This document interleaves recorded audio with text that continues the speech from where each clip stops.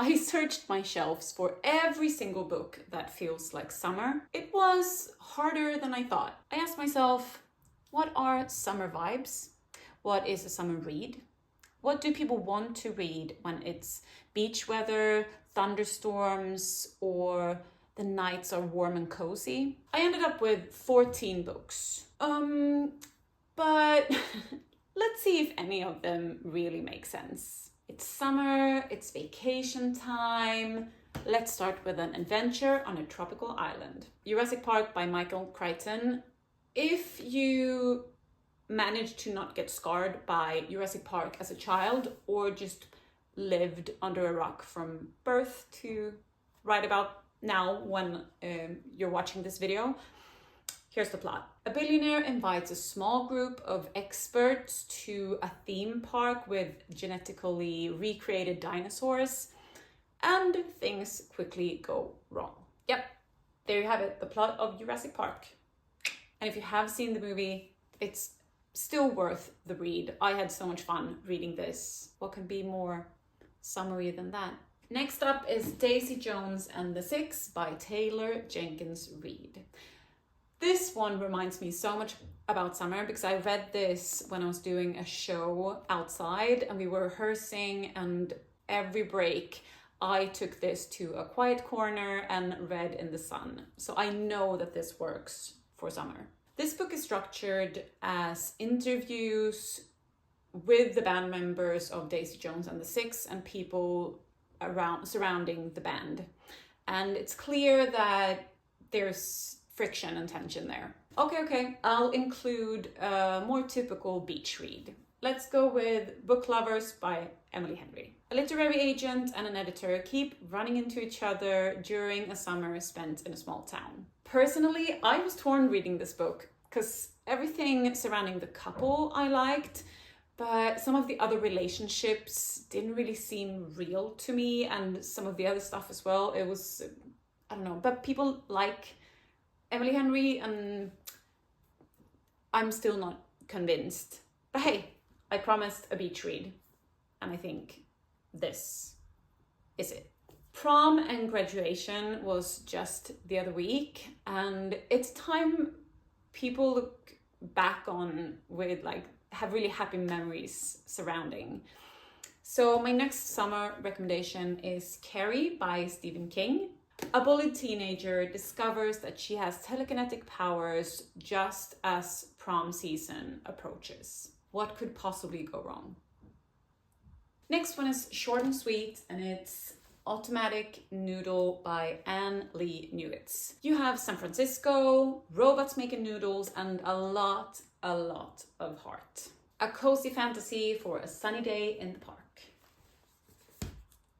But if you'd rather go on an adventure, my next recommendation is Hitchhiker's Guide to the Galaxy by Douglas Adams.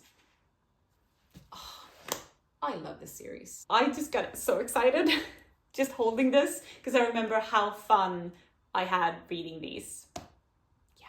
So yes, when I think about summer, I think about calm, cozy days, but I also think about adventure. That's why I think this just fits for summer recommendations. Don't you? When Earth is about to get demolished to make way for a hyperspace bypass, Arthur Dent is swept into a bizarre adventure across the galaxy. Love this. But if you want to trade space for another tropical island, I'll recommend Lord of the Flies by William Golding. I mean, it's a classic. And it's got nature, beaches, children turning on each other in a violent power struggle. Next, we got another Stephen King, and it's Cujo.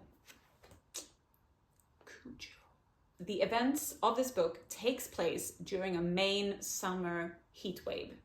Huh? It's got summer. There's a lot more to this book than what I initially thought going into this. And I have to say again, Stephen King really knows how to build tension. And this starts off pretty calm, and then builds and builds and builds. More adventure. Let's go with A Knight of the Seven Kingdoms by George R.R. Martin. I mean, to me, this just had the right vibes. And one of the stories actually takes place during a drought. So I think that fits. You've got 3 novellas. Read it and then just binge season 1 during a rainy day. It was so good. Oh, I mean, the dialogue with the main characters in the series is like my favorite bits. So, April to June is peak London season, at least in the Regency era, and this is an Improbable season by Rosalyn Eves.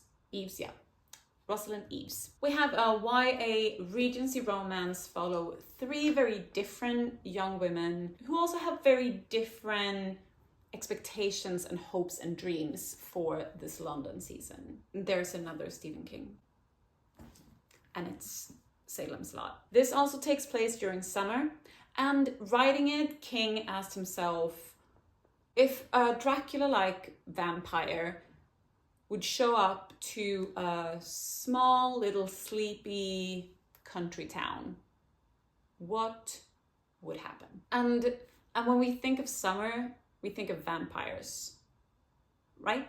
Next, Remarkably Bright Creatures by Shelby Van Pelt. Here we move towards summer, and with the coastal town, the aquarium, and the hopeful tone of this book, I felt that this could be a nice summer read. One last adventure, and that's Treasure Island by Robert Louis Stevenson. Yeah, we got another tropical island, but this time with pirates. Yeah, we got pirates, the vast sea, and a treasure hunt like no other.